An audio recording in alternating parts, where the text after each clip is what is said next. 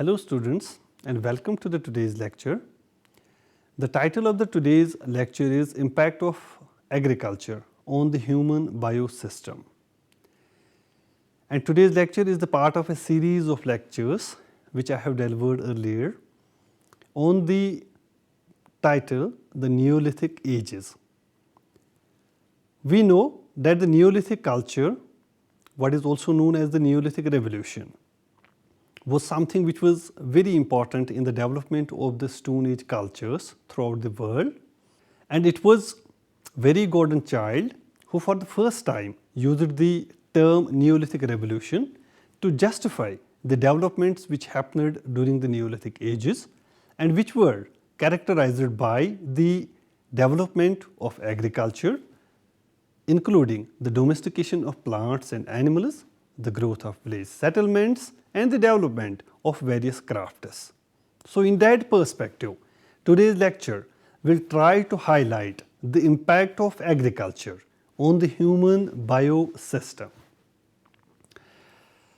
Dear students, there are certain objectives of today's lecture. You will be able to examine the impact of agriculture on the diet of humans. You will be also able to examine how sedentary lifestyle and the change in the life of humans affected their physiography. Then also you will be able to look at the outline of the correlation between the beginnings of agriculture and the rise of the populations. Different events shaped human history at different stages. The events that shaped human history include the discovery of fire, wheel, language, scientific and technological discoveries, as also the beginnings of agriculture and the domestication of animals. Among all these discoveries, the discovery of agriculture is perhaps the most significant event that has shaped the human history in many ways.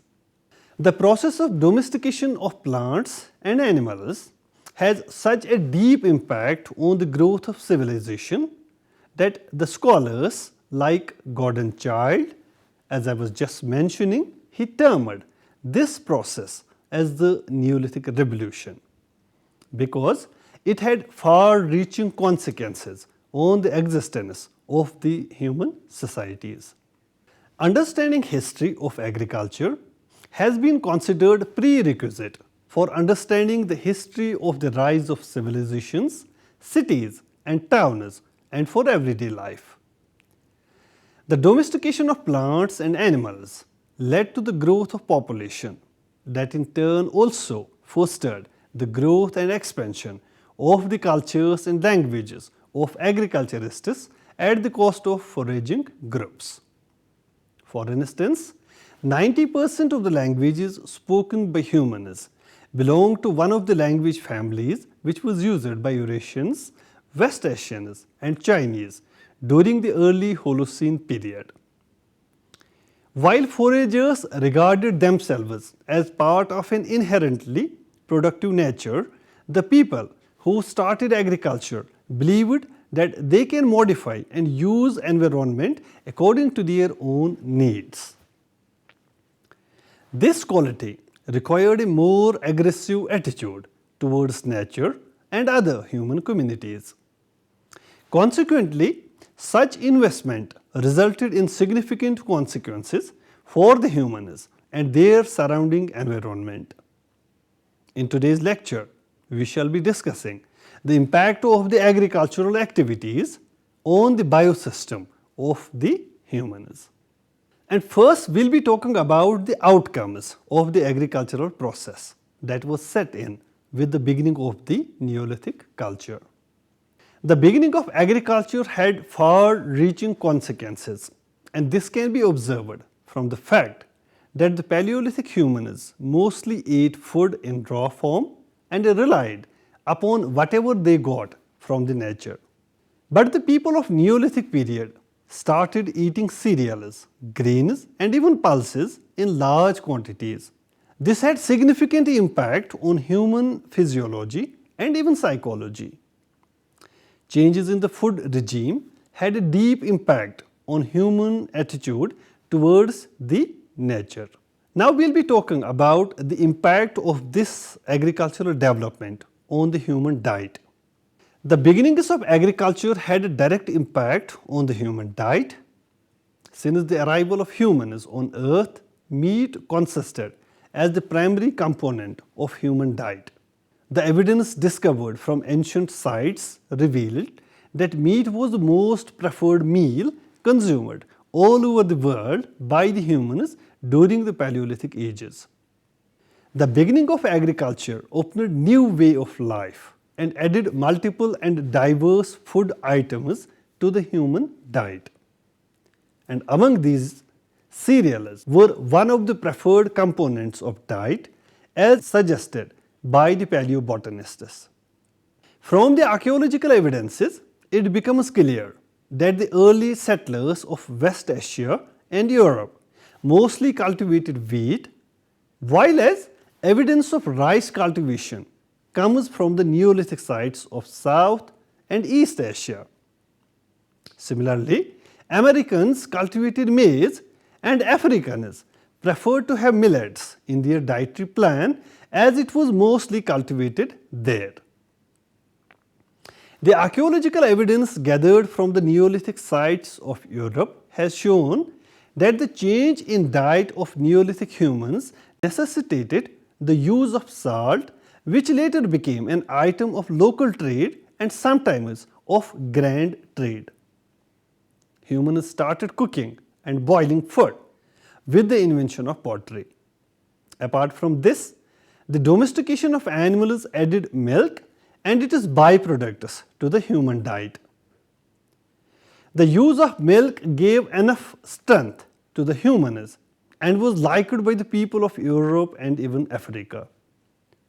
The use of cereals, plants, vegetables, milk and other milk products brought a radical change in human diet, which in turn affected their metabolism, resistance, lifespan and helped them to tackle with the disease. Now let us talk about the impact on the physiography of humans. The advent of agriculture not only changed the food habits of humans but also their physiology. Scholars generally agreed that the change in dietary plan of the humans affected their physiography. The people of Paleolithic age are associated with large skulls, broad foreheads and were tall in size, which was not the case with the Neolithic humans.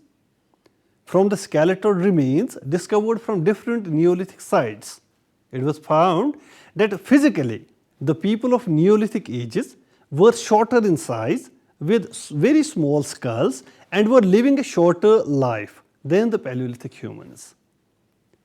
The larger jaws of the Paleolithic people were mainly because they used it to consume tougher and raw foods, which require a larger chewing apparatus. With the start of the process of domestication of plants and animals, people used it to prepare food by adopting various means and methods, due to which food became softer, flexible and easier to chew. Thus, new food led to the change in masticatory function that reduced the force on the bones of the face and jaws and gradually contributed to an overall reduction of bone mass in the human skull. These changes, according to some scholars, contributed in shaping the head and face structure of the people with reduced jaws and teeth. A reduction of the face had a negative effect on the human oral health because smaller jaws compressed the size of teeth, which led to the crowding and consequently led to increase in tooth decay and many periodontal diseases affecting the structures around the teeth in humans. The new diet also led to the change in muscles of the humans.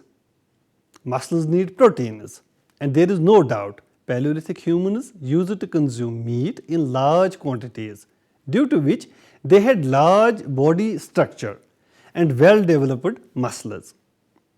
But the new studies reveal that Paleolithic people used to consume raw meat, which mostly affected their health, instead contributing in developing their body and muscles.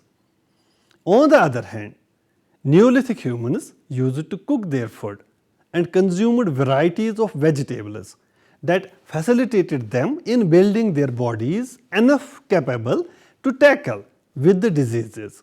Now we will be talking about the changes in attitudes of the humans with the beginning of the agrarian system. The beginning of agriculture was connected with major changes in attitudes, behavior and orientations of the humans. The concept about fruits, of hard work and of property were the direct outcome of the sedentary lifestyle which happened with the beginning of the Neolithic times. Sedentary life led communities develop their ways of producing more food in order to meet the demands of increasing population and for strengthening power over others.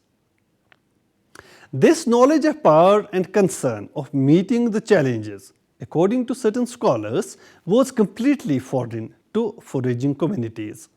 The ability to grow food and control its distribution became a path to power and influence.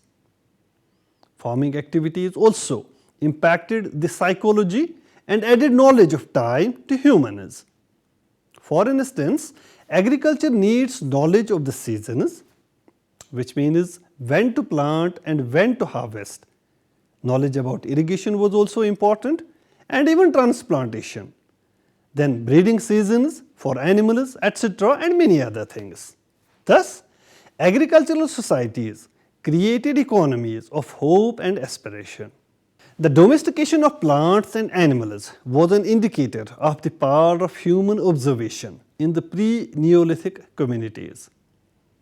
This grew further once humans began farming, for they were led to observe, raise and resolve questions such as why seeds grow, which season would lead to better production, or which season climate and soil suited which crop. These questions and some similar questions would have promoted cultivation of a variety of crops in different seasons. The idea that artificial ways of irrigation can better serve the agricultural production in different ways was carried out through the construction of canals, leading to the expansion and increase in the crop production. This idea further gave birth to the civilization and empires in ancient times, as has been observed by many scholars, including Carl Wittofgel. Now let us try to understand the beginnings of the new epidemics and the diseases, which basically started with the beginning of the agricultural production. Now, beginning of agriculture also impacted the health and hygiene of the people.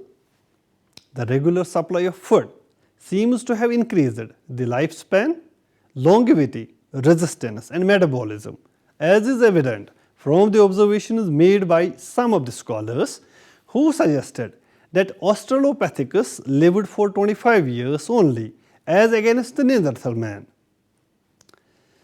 Since farmers had to live near fields and could store food for the future, farming thus led to the rise of permanent settlements.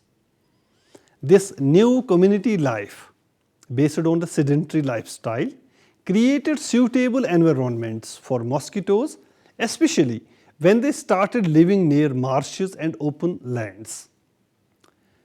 Different diseases were carried by these mosquitoes like malaria and dengue. Moreover, garbage that got accumulated near the villages attracted rodents and pests, some of which were the main agents of these new diseases. The best example of the disease caused by rodents and fleas in Europe is the bubonic plague that killed millions of people. Similarly, humans also came in contact with many animal diseases that caused smallpox and measles, and became a great cause of depression for the humans in the early periods. However, with the development of agriculture, immunity of the people living in old world obviously improved. This is reflected from the fact that disease overaged the foraging community as compared to the people who were practicing agriculture. Now we will be talking about the increase in population and expansion of the settlements during the Neolithic times, which were probably started with the expansion of the agrarian settlements. The population of settled agricultural areas tended to expand both in terms of numbers and in terms of territory over time. It has been found that sedentary communities have a higher population growth rate. As a result of the crop production, farmers were able to provide weaning foods based on grains such as gruel and porridge that were more reliable supplies as well as milk. The average interval between births was reduced, resulting in an increase in the number of people. As a result of the transition from food gathering to food producing, it has been estimated that the size of settlements in the Fertile Crescent increased tenfold during this period. For hunter-gatherers, it was preferable to live in groups of 20 or 30 in order to prevent food shortages and food crises that increased because of the increase in population. Hunter-gatherers were incapable of gathering as much food as farmers could. With small plots of land, they could support larger number of people. Unlike the hunter-gatherers, it was possible for farmers to grow food that could be stored for a long period of time. Thus, villages with population of hundreds of people came into existence. The beginning of agriculture meant the artificial growing of plants in the areas where they did not grow naturally. Thus, the people of the Neolithic ages had extended the process of artificial ways of production in order to meet the demands of the population. Archaeological excavations carried out at many places of Kayonu, Jericho and Jarmo have revealed successive levels of occupation at the same sites. For instance, a series of 28 houses made of baked mud bricks were discovered in the Neolithic settlements of Jarmo. The vertical occupations suggested that it had created about 13 distinct levels of occupancy. While the people of Paleolithic ages were dependent on hunting and gathering for food, farming activities during the Neolithic times created a new landscape of cultivated crops. With the passage of time, people realized that continuous process of farming at a particular field led to the decrease in productivity as the fertility of the soil got exhausted. This led those people to think about clearing more areas for new cultivation. People started burning forests for the expansion of agriculture, as is reflected from the Neolithic sites of Europe. Thus, with the passage of time, farmers colonized many new areas inhabited earlier by foraging populations or were not inhabited by any known group as such. Agriculture increased the carrying capacity of the land. An observation made by some scholars pointed out that humans need roughly 5 square kilometers of land for their subsistence in 1 year's time. Predictable availability of food enabled a much greater degree of role differentiation within farming societies. A food surplus freed people to devote part of their time to sharpening their skills as pottery makers, basket weavers, or even tool makers. The increase in population and the demand for food and raw materials and the creation of skilled artisans gave birth to the commercial activities which ultimately led to the formation of trading communities and settlements. Besides trade, this period witnessed the rise of artisans and craftsmen who used to make tools of different kinds, rise of priest classes, and the people's perception that they can pray for rains. Farmers were protected by fighters who emerged as new class, and more importantly chiefs to transform economic power into social capital, which characterize the agricultural societies. During this time period, we also witness the emerging concept of private property. People of Paleolithic times had accumulated few possessions, since belongings only caused a burden when moving from place to place because they were nomads.